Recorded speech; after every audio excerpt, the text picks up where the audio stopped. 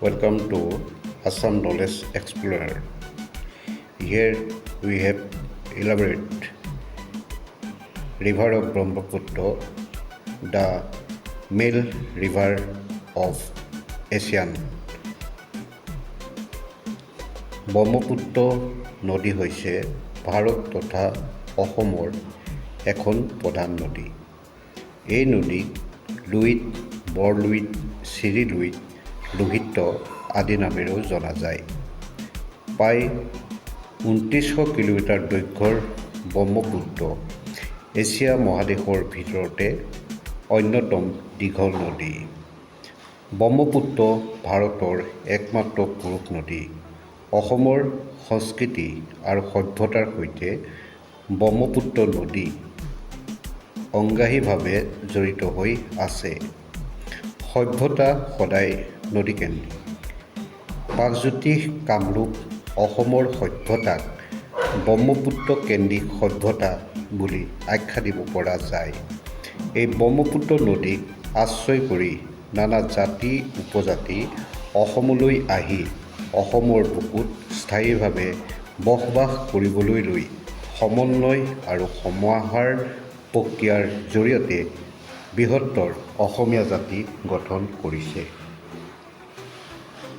ব্ৰহ্মপুত্ৰ নদী বাংলাদেশ, ভাৰতবৰ্ষ আৰু চীন এই তিনিখন দেশত বিয়পি আছে। ভাৰতৰ অসম আৰু অৰুণাচল প্ৰদেশত ব্ৰহ্মপুত্ৰ নদী বিচৰণ কৰিছে। ইয়াৰ বিপৰীতে স্বায়ত্তশাসিত অঞ্চল তিব্বত, যি এতিয়া চীনৰ দখলত আছে, তিব্বততো ব্ৰহ্মপুত্ৰ নদীৰ অৱস্থিতি দেখা পোৱা যায়।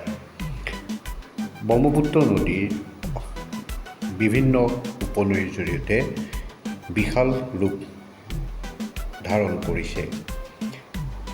উপনৈসমূহ হৈছে বাওঁ দিশত দিবং নদী, লোহিত নদী, ধনশিৰি নদী। সোঁ দিশত কামেং নদী, ৰায়দাক নদী, জলচাকা নদী, তিষ্টা নদী। হিমালয় পৰ্বতৰ ২১০ মিটাৰ ১৭,০৯৩ ফুট উচ্চতাত ব্ৰহ্মপুত্ৰ নদীৰ উৎসস্থল আছে। ব্ৰহ্মপুত্ৰ নদী বিভিন্ন পথেৰে গতি কৰি বংগোপসাগৰত বিলীন হৈছে।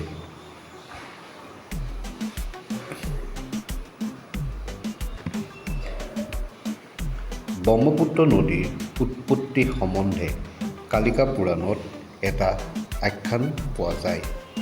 অসমৰ পূবফালে মিচিমি পৰ্বতৰ আগাৰীত ব্ৰহ্মকুণ্ড নামে এটা কুণ্ড আছে। ই হিন্দুসকলৰ এখন পবিত্ৰ তীৰ্থস্থান। এই ব্ৰহ্মকুণ্ডতেই ভগৱান পৰশুৰামে পাপৰ পৰা উদ্ধাৰ হয়।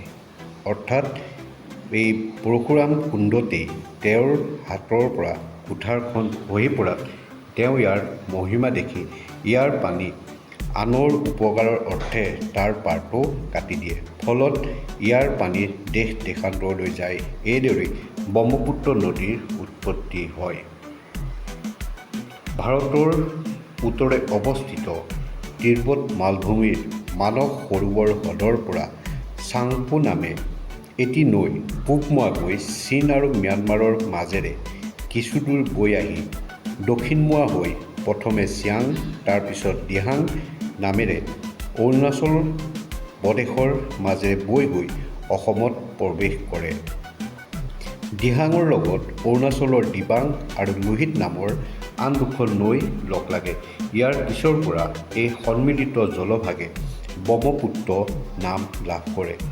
ব্ৰহ্মপুত্ৰই অসমৰ মাজেৰে বৈ গৈ যমুনা নামেৰে বাংলাদেশত প্ৰৱেশ কৰি গংগাত লগ লাগে আৰু হুগলী আৰু পদ্মা নামেৰে দুভাগত বিভক্ত হয়। তাৰপিছত ই বংগোপসাগৰত পৰেগৈ। ব্ৰহ্মপুত্ৰ আৰু গংগাৰ সংগমস্থলীত বিশ্বৰ বৃহত্তম বদ্বীপ সুন্দৰবন অৱস্থিত। ব্ৰহ্মপুত্ৰ নদীৰ সৈতে অসম আৰু অসমীয়াৰ ঘনিষ্ঠ সম্পৰ্ক আছে। অসমীয়া জীৱন আৰু সমাজৰ ওপৰত ব্ৰহ্মপুত্ৰৰ প্ৰভাৱ সুদূৰ প্ৰসাৰী। অতি প্ৰাচীন কালতেই ব্ৰহ্মপুত্ৰ নদীৰ পাৰত প্ৰাগজ্যোতিষপুৰ, শোণিতপুৰ, ধুবুৰী আদি নগৰ গঢ় লৈ উঠিছিল। এতিয়াও গোৱালপাৰা, পলাশবাৰী, গুৱাহাটী, তেজপুৰ, শিলঘাট, খাৰুপেটীয়া, বিশ্বনাথ, ডিব্ৰুগড় আদি অসমৰ বহু নগৰ ব্যৱসায়িক প্ৰধান ঠাই ব্ৰহ্মপুত্ৰ নদীৰ পাৰতে অৱস্থিত। প্ৰাচীন কালৰে পৰা ই অসমৰ এটা প্ৰধান জলপথ। ভাৰতবৰ্ষ বিভক্ত হোৱাৰ আগলৈকে কলিকতাৰ সৈতে বাণিজ্যৰ কাৰণে অসমৰ প্ৰধান জলপথ আছিল ব্ৰহ্মপুত্ৰ নদী। ব্ৰহ্মপুত্ৰ নদীয়ে প্ৰচুৰ পৰিমাণে মাছ, কাছ, খৰি আদিৰ যোগান ধৰি আহিছে। আনপিনে ব্ৰহ্মপুত্ৰৰ বুকুতেই ফেৰী নাও চলাই মানুহ-দুনুহ পাৰ কৰি, বস্তু বাহিনী পাৰ কৰি এচাম মানুহে নিজৰ জীৱিকা চলাই আছে। পৃথিৱীৰ আটাইতকৈ ক্ষুদ্ৰতম নদীদ্বীপ উমানন্দ, যাক পিকক আইলেণ্ড হিচাপে জনা যায়, আৰু বৃহত্তম নদীদ্বীপ মাজুলী অসমৰ সাংস্কৃতিক মানচিত্ৰৰ সৈতে অংগাহীভাৱে জড়িত হৈ আছে। এতিয়াও নদীদ্বীপ মাজুলীৰ লগত একমাত্ৰ সংযোগ এই ব্ৰহ্মপুত্ৰৰ ওপৰত চলা নাও বা ফেৰী জাহাজ আদি। এইদৰেই ব্ৰহ্মপুত্ৰই অসমৰ শিল্প, বাণিজ্য, উদ্যোগ আদিৰ বিকাশ আৰু অগ্ৰগতিত বিশিষ্ট স্থান অধিকাৰ কৰি আছে। ব্ৰহ্মপুত্ৰ নদীৰ পৰিসৰ বৰ বহল। নাৱেৰে এই নদী পাৰ হোৱাটো অসুবিধা আৰু বিপদজনক। ইয়াৰ ওপৰত নিৰ্মাণ হোৱা শৰাইঘাট দলং, কলীয়াভোমোৰা দলং, বগীবিল দলং, ভূপেন হাজৰিকা সেতু দলঙে দুয়োপাৰৰ মানুহৰ মাজত সম্পৰ্ক গঢ়াত সহায় কৰিছে। ব্ৰহ্মপুত্ৰই যিদৰে বাৰিষা খেতিপথাৰত পলস পেলাই মাটি সাৰুৱা কৰি পথাৰত নানা তৰহৰ শস্যৰ পৰিমাণ বৃদ্ধি কৰে, আনপিনে ব্ৰহ্মপুত্ৰৰ গৰাখহনীয়াই বছৰি অসমৰ অনেক গাঁও, ভূঁই, খেতিপথাৰ আদি খহাই অসমৰ অৰ্থনীতিৰ ব্যাপক ক্ষতিসাধন কৰি আহিছে। ব্ৰহ্মপুত্ৰৰ চৰচাপৰিসমূহ মৰাপাট আৰু শাক-পাচলিৰ খেতিৰ বাবে বিখ্যাত। লুইতৰ বানপানী অসমৰ এটা প্ৰধান সমস্যা হৈ আছে। ব্ৰহ্মপুত্ৰ নদীৰ উপনদীসমূহ। উত্তৰ দিশৰ উপনৈ হৈছে জীয়াভৰলী, পাগলাদিয়া, মানস, ৰঙানৈ, সোণকোষ, সোৱণশিৰি, গংগাধৰ, গাভৰু, চম্পাৱতী, চিয়াং। জীয়াধনশিৰি, ডিক্ৰং, দিবং, পুঠিমাৰী, বৰগাং, বৰদতী, বুৰৈ, বেকী, সৰলভাগা। দক্ষিণ দিশৰ উপনৈ হৈছে কপিলী, কলং, কাকডোকা, জাঁজি, ডিব্ৰু, দিখৌ, দিচাং, দুধনৈ, ধনশিৰি, বুঢ়ীদিহিং, ভোগদৈ। কুলচী, কৃষ্ণাই, জিঞ্জিৰাম, জিনাৰী, দিগাৰু, দৰিকা, দিহিং, দিয়ং, ভৰলু, যমুনা, লোহিত।